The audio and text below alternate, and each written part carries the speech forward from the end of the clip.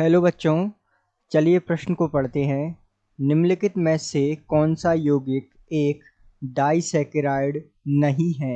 विकल्प आपके सामने दिए हुए हैं। विकल्प ए है माल्टोस, विकल्प बी है लैक्टोस, विकल्प सी है सुक्रोज और विकल्प डी है गैलेक्टोज।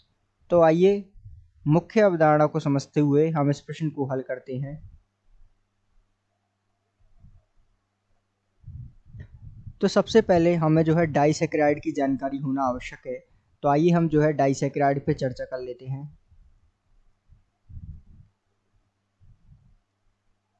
तो डाइसैकेराइड क्या होते हैं कि जो मोनोसैकेराइड इकाइयों से मिलकर बने रहते हैं वो डाइसैकेराइड होते हैं।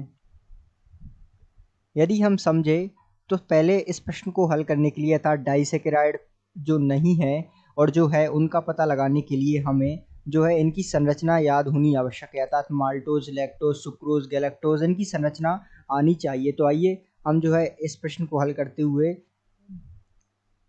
इनकी संरचना बनाते हुए इस प्रश्न को हल करते हैं। तो डाइसैकेराइड क्या होते हैं? ये मोनोसैकेराइड इकाइयों से मिलकर बने होते हैं।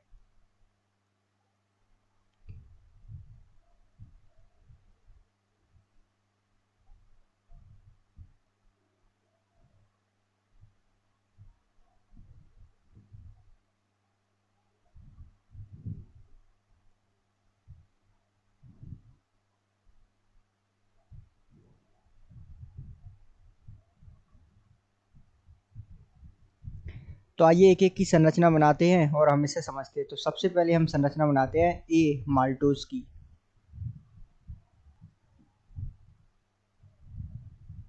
तो माल्टोज की संरचना ध्यान दीजिएगा किस प्रकार होती है।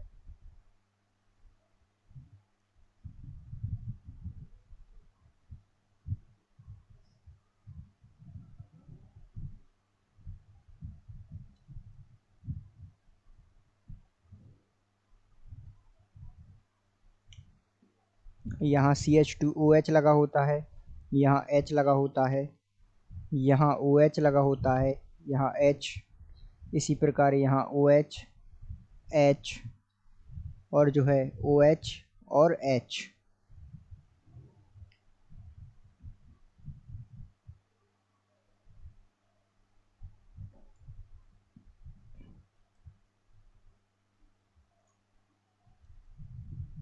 यहाँ जो है H लगा होता है ऊपर और यहाँ OH लगा होता है, इसी प्रकार OH और यहाँ H, यहाँ OH, यहाँ H लगा होता है, यहाँ CH2OH समूह और यहाँ H समूह और इस प्रकार जो है ये यहाँ इस प्रकार जुड़े हुए होते हैं। तो इसमें जो है दो अल्फा डी ग्लूकोज होते हैं, अर्थात ये अल्फा डी ग्लूकोज एक मोनोसैकेराइड इकाई और ये भी जो है अल्फा डी ग्लूकोज एक मोनोसैकेराइड इकाई होती है। तो इस प्रकार जो है हम कह सकते हैं कि माल्टोज जो है एक डाइसैकेराइड होता है।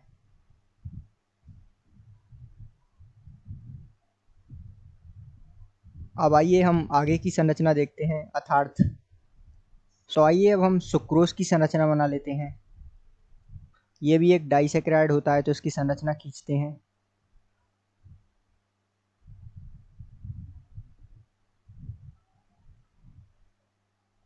इस प्रकार जो है सुक्रोज की संरचना होती है। यहाँ जो है H समूह जुड़ा होता है और नीचे जो है CH2OH समूह जुड़ा हुआ होता है। यहाँ ऊपर OH समूह, नीचे H समूह, यहाँ नीचे OH समूह और यहाँ H समूह जुड़ा होता है। यहाँ जो है CH2OH समूह और इस प्रकार जो है ये O और इस प्रकार ये जुड़े हुए होते हैं और यहाँ इसके ऊपर H समूह होता है। यहाँ OH समूह, ये H समूह, यहाँ H ऊपर OH समूह और यहाँ OH, यहाँ H समूह और यहाँ जो है ऊपर CH2OH समूह और नीचे H समूह। अब यहाँ ध्यान दीजिएगा, इसमें एक अल्फा डी ग्लूकोज होता है और एक बीटा डी फ्रक्टोज होता है। तो ये जो है अल्फा डी ग्लूकोज है और ये जो है बीटा डी फ्रक्टोज है।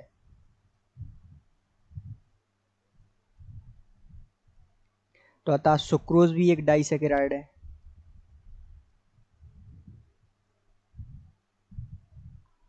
अब आइए हम जो है लैक्टोज की संरचना बना लेते हैं।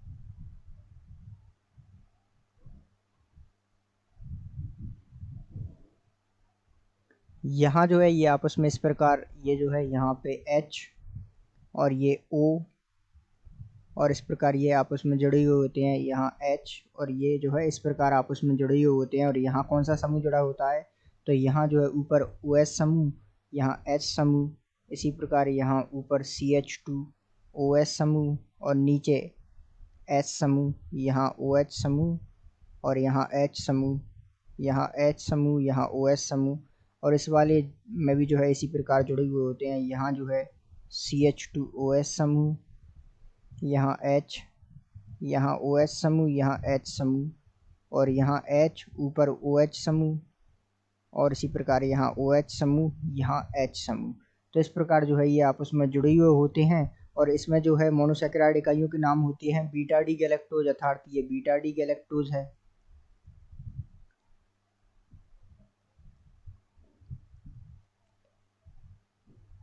और ये जो है बीटा डी ग्लूकोज है।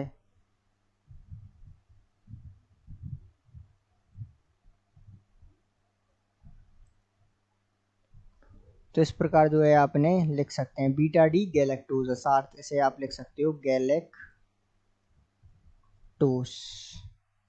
तो इसका नाम होगा बीटा डी गैलेक्टोस और ये बीटा डी ग्लूकोज की मोनोसैकेराइड से मिलकर बना है। तो ये भी जो है एक प्रकार का क्या है, डाइसैकेराइड।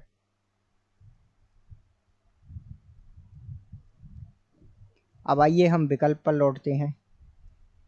तो प्रश्न में माल्टोज, लैक्टोज और सुक्रोज तीनों जो है क्या है, डाइसैकेराइड होते हैं। और जो है गैलेक्टोज ये जो है यहाँ मोनोसैकेराइड होता है।